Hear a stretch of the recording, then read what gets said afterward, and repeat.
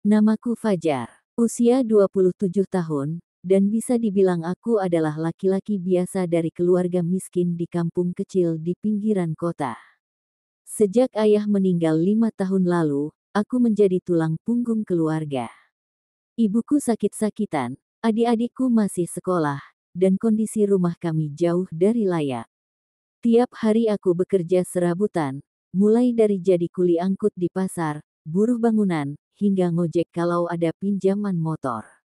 Tapi sekeras apapun aku bekerja, uang yang kudapat selalu tak cukup untuk memenuhi kebutuhan rumah, apalagi membayar utang yang sudah menggunung. Kadang aku merasa ingin menyerah. Setiap malam aku hanya bisa menatap ibu yang terbaring lemah di kasur bambu tipis itu, dadanya naik turun dengan susah payah, sementara matanya menahan air mata yang tak sempat jatuh. "Nak, ibu minta maaf," ucapnya lirih suatu malam saat aku pulang dalam kondisi lusuh dan basah kuyup kehujanan. Aku hanya bisa menggenggam tangannya. "Jangan minta maaf, Bu." Fajar yang minta maaf belum bisa bahagiakan ibu. Malam itu aku menatap langit-langit rumah yang hampir roboh, berdoa dalam hati sambil menahan sesak. Aku butuh keajaiban. Aku butuh pertolongan. Dan pertolongan itu datang dengan cara yang tak pernah kubayangkan. Besoknya, seorang pria kaya di kampung kami bernama Pak Udin datang ke rumah. Dia dikenal sebagai orang terpandang, punya banyak usaha, dan disegani warga. Tapi juga punya sisi kelam yang tak banyak orang tahu. Wajahnya serius saat duduk di ruang tamu kecil kami. "Fajar, aku dengar keluargamu sedang kesulitan.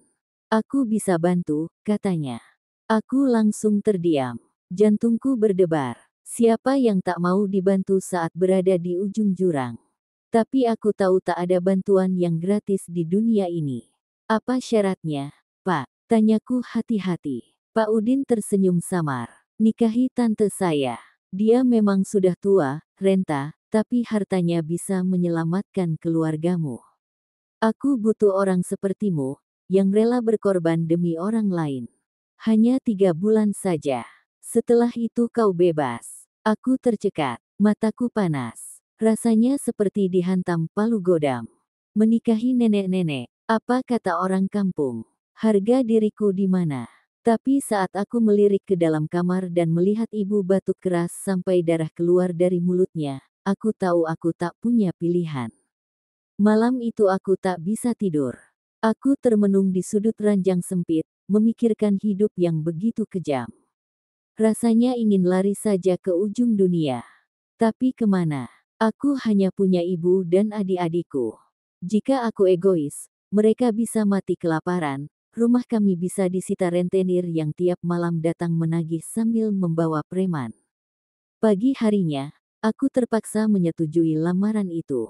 Pernikahan diadakan siang itu juga, di rumah Pak Udin. Tanpa undangan, tanpa pesta. Hanya beberapa orang kampung yang hadir, lebih karena ingin menonton tontonan aneh seorang pemuda menikahi nenek-nenek. Hatiku seperti disayat saat duduk di pelaminan. Tubuhku dingin, tangan gemetar. Di sebelahku duduk seorang perempuan renta berjubah kebaya kuning pucat, wajahnya penuh keriput, matanya sayu, tangannya menggenggam tongkat kayu.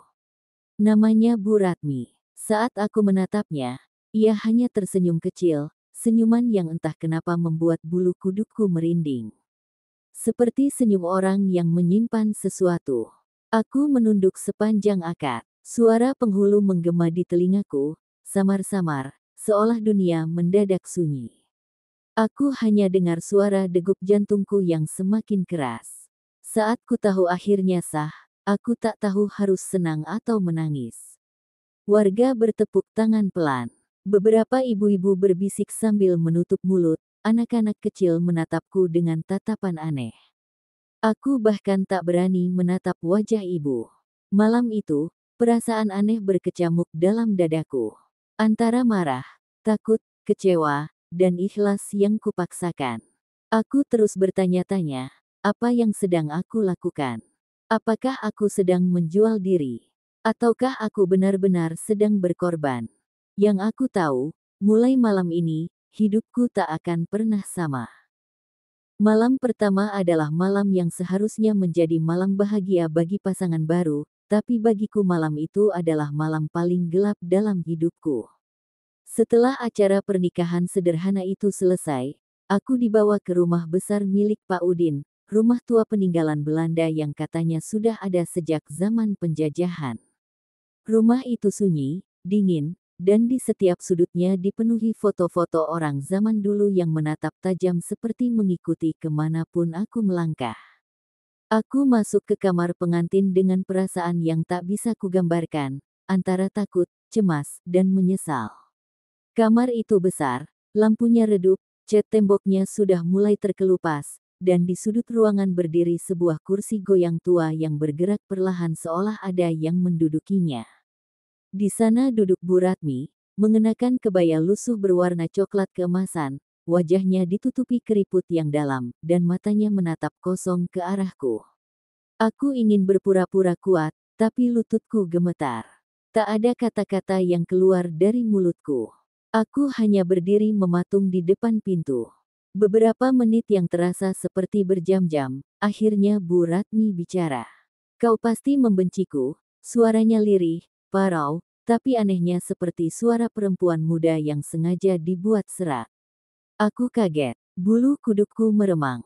Tidak, Bu, saya hanya masih canggung, jawabku berusaha ramah meski suara sendiri terdengar bergetar. Bu Ratmi lalu berdiri. Yang membuatku tambah takut, perempuan tua yang sepanjang acara pernikahan berjalan terbata-bata dengan tongkat itu kini berdiri tegap tanpa bantuan apapun. Wajahnya tetap keriput, tapi tubuhnya tampak kokoh. Langkahnya pelan mendekatiku. Setiap langkahnya membuat jantungku berdegup makin keras. Tiba-tiba angin berhembus dari jendela yang entah sejak kapan terbuka. Tirai tipis melambai-lambai, dan ruangan yang tadinya hangat kini terasa begitu dingin. Aku menggigil, tapi bukan karena cuaca, melainkan rasa takut yang merayap dari ujung kaki ke ubun-ubun.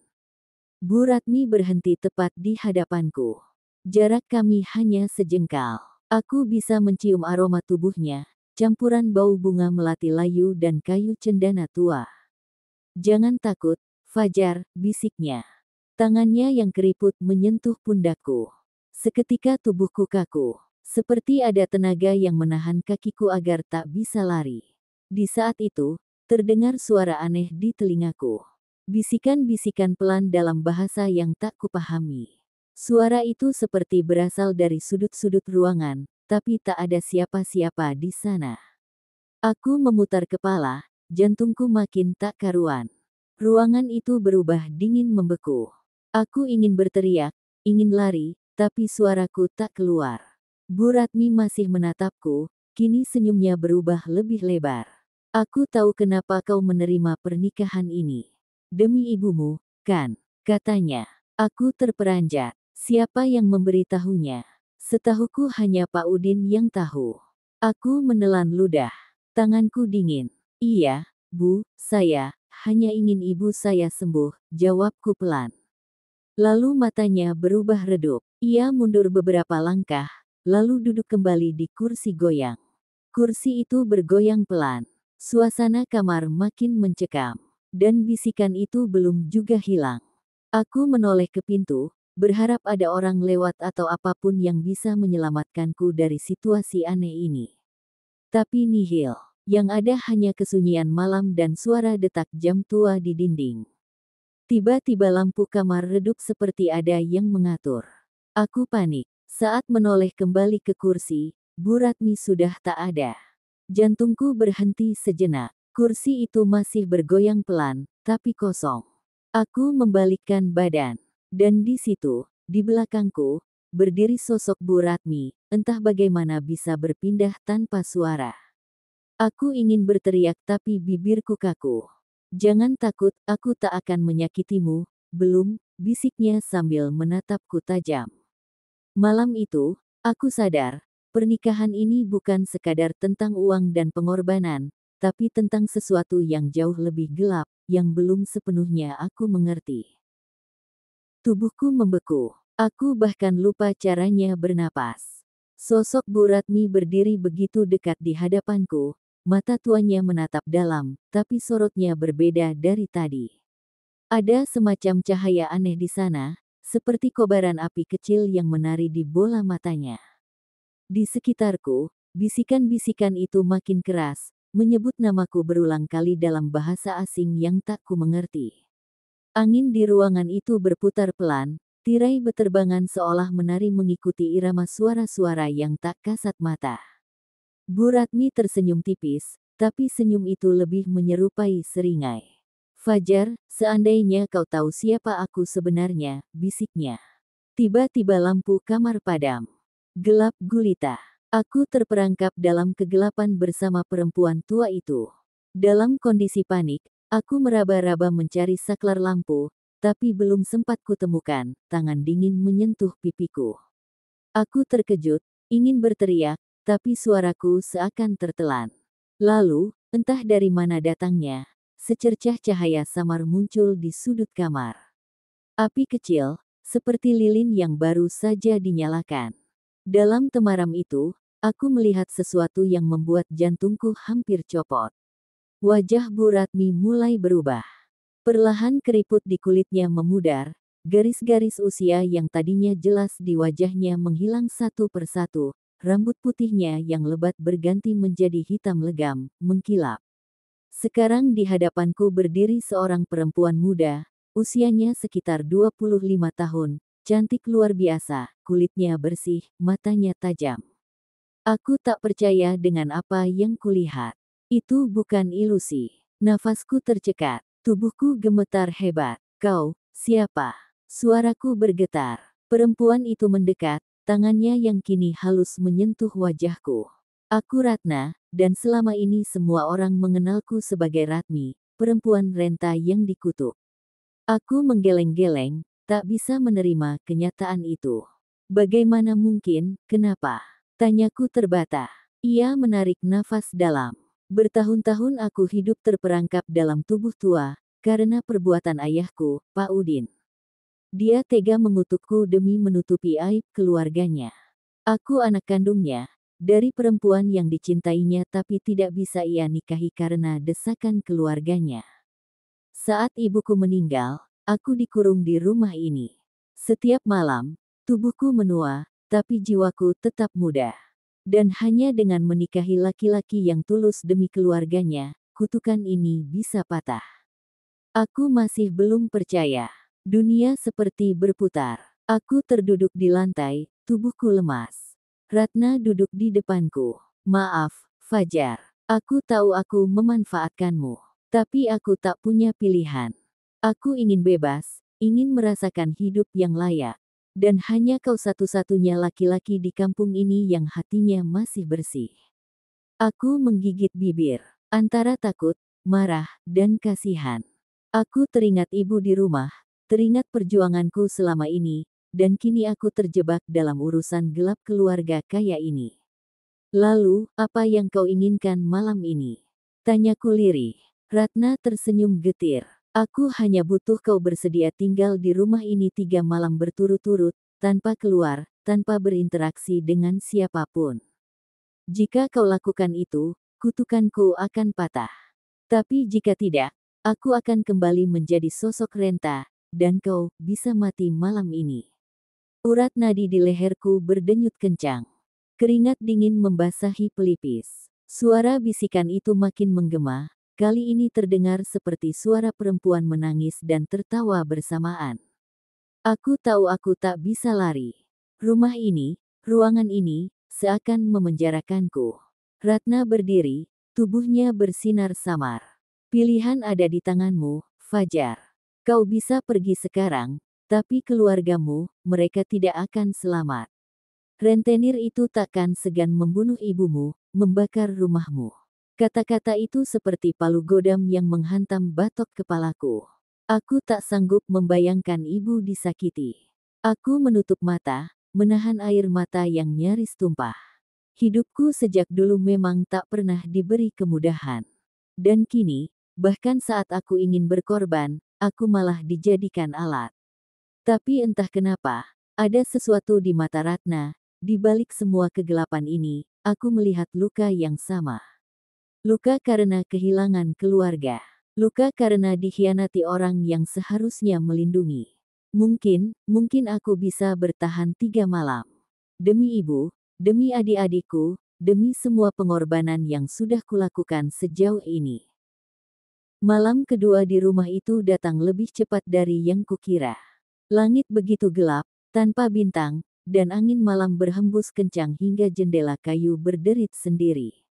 Aku duduk di pojok kamar, tubuhku menggigil bukan karena udara dingin, tapi karena rasa takut yang mulai menusuk sampai ke tulang. Sejak malam pertama, aku tak berani tidur. Di setiap sudut ruangan, aku merasa ada yang mengintai. Kadang terdengar langkah kaki di loteng, suara deritan pintu terbuka tanpa sebab, dan suara perempuan menangis dari arah sumur tua di belakang rumah. Aku mencoba menenangkan diri, berdoa dalam hati, tapi suara-suara itu makin lama makin jelas, seperti bisikan di dekat telinga. Fajar, aku memejamkan mata, mencoba menahan rasa ingin kabur, tapi aku tahu aku tak bisa kemana-mana. Rumah ini seperti labirin. Setiap kali aku mencoba keluar, aku kembali ke ruangan yang sama, seakan diputar-putar dalam dimensi yang tak kasat mata. Tiba-tiba pintu kamar terbuka perlahan. Suara desitannya membuat bulu kudukku berdiri. Aku menoleh pelan, berharap itu Ratna, tapi yang kulihat bukan dia. Sosok hitam tinggi kurus, dengan rambut panjang menjuntai sampai lantai, wajahnya tak terlihat, berdiri di ambang pintu. Tubuhku membeku, keringat dingin membasahi punggung. Sosok itu perlahan masuk, suaranya seperti suara tulang patah saat bergerak. Aku ingin lari, tapi kakiku seperti tertanam ke lantai. Sosok itu mendekat, bau busuk menyengat menusuk hidung. Saat hampir sampai di depanku, ia mengangkat kepalanya perlahan.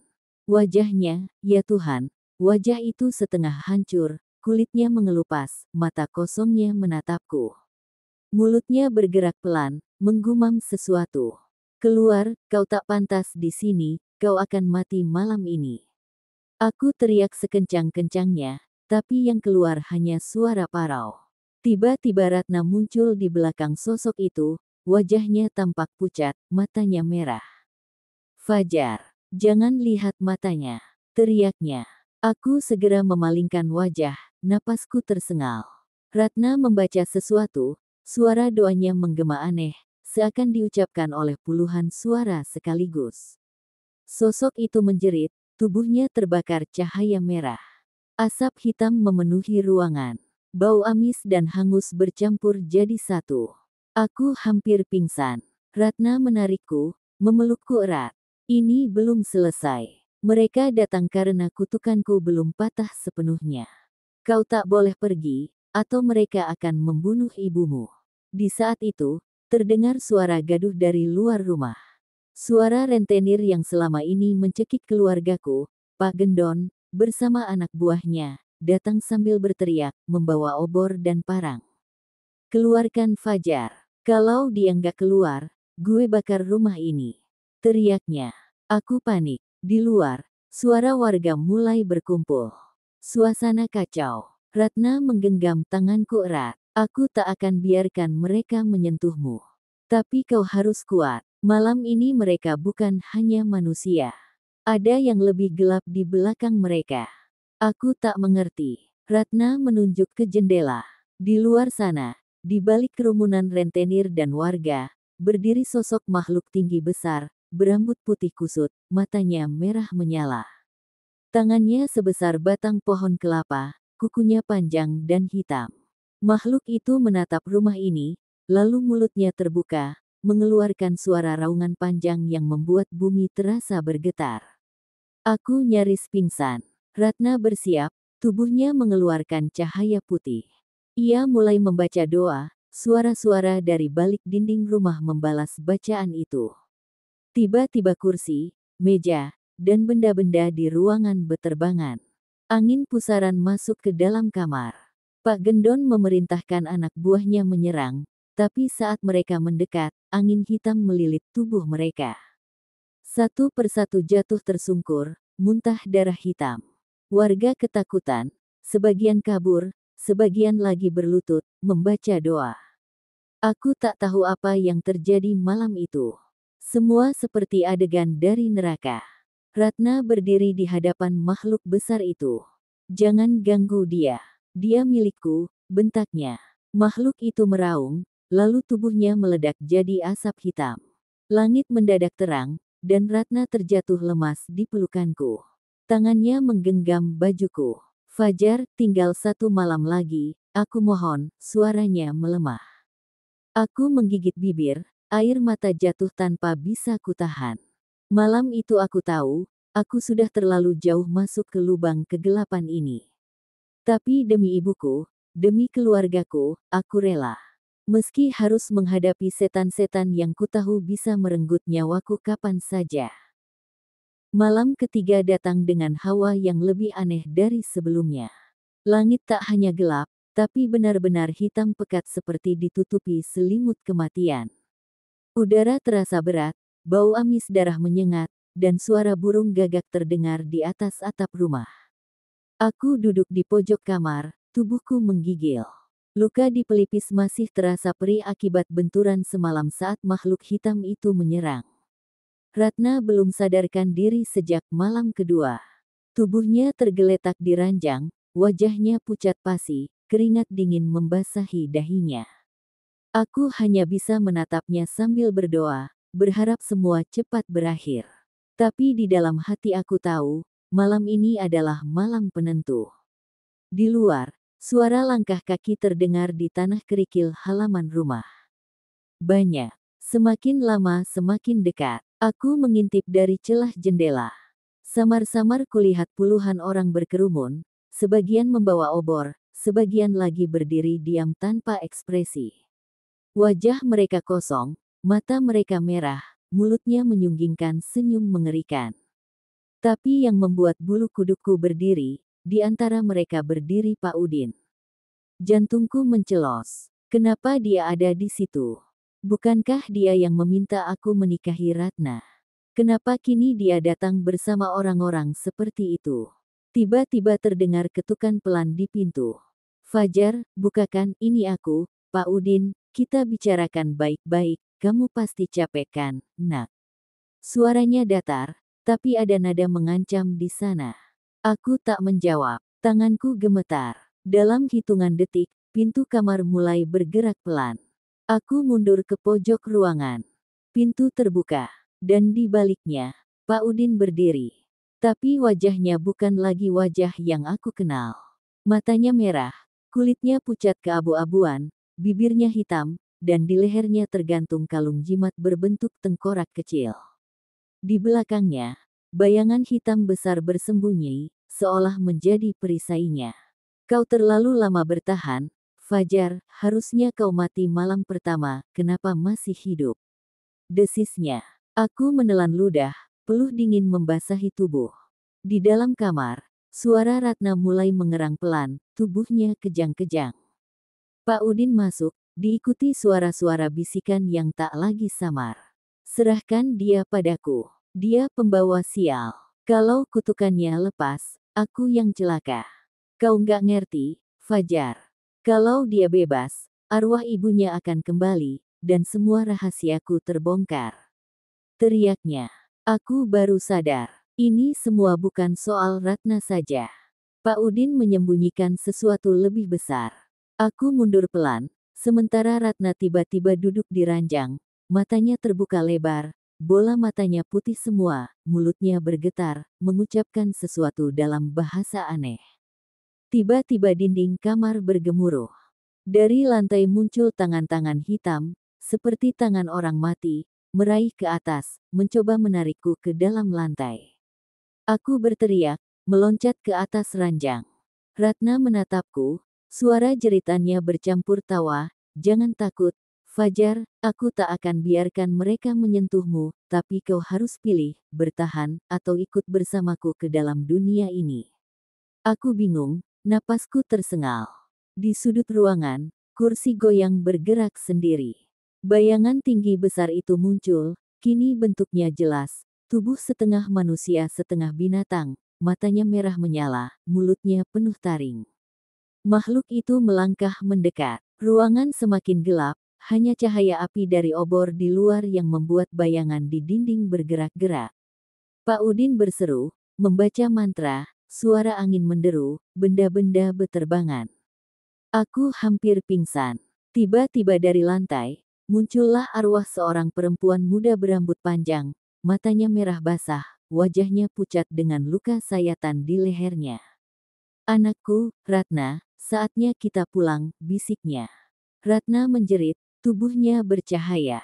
Semua makhluk di ruangan itu meraung kesakitan, termasuk Pak Udin yang mendadak terbakar api hitam. Aku tak tahu apa yang terjadi. Suara dentuman keras terdengar. Rumah itu berguncang hebat. Dinding pecah, atap runtuh. Warga di luar berhamburan kabur. Tubuh Pak Udin terbakar habis, hanya tersisa kalung jimatnya di lantai. Ratna memeluk sosok arwah perempuan itu, air matanya jatuh. Ibu, maafkan aku, bisiknya. Cahaya terang menyilaukan memenuhi ruangan. Angin berhenti, bisikan menghilang. Semua makhluk itu lenyap. Dan ketika aku sadar, aku sendirian di kamar yang berantakan. Di depanku hanya tersisa sebuah liontin kecil berbentuk bunga melati. Aku pegang erat benda itu. Hening. Malam itu benar-benar berakhir. Tapi di dalam hati, aku tahu, sesuatu dari malam itu masih tersisa. Pagi itu matahari akhirnya terbit, untuk pertama kalinya setelah 3 malam rumah itu dipenuhi kegelapan dan bisikan.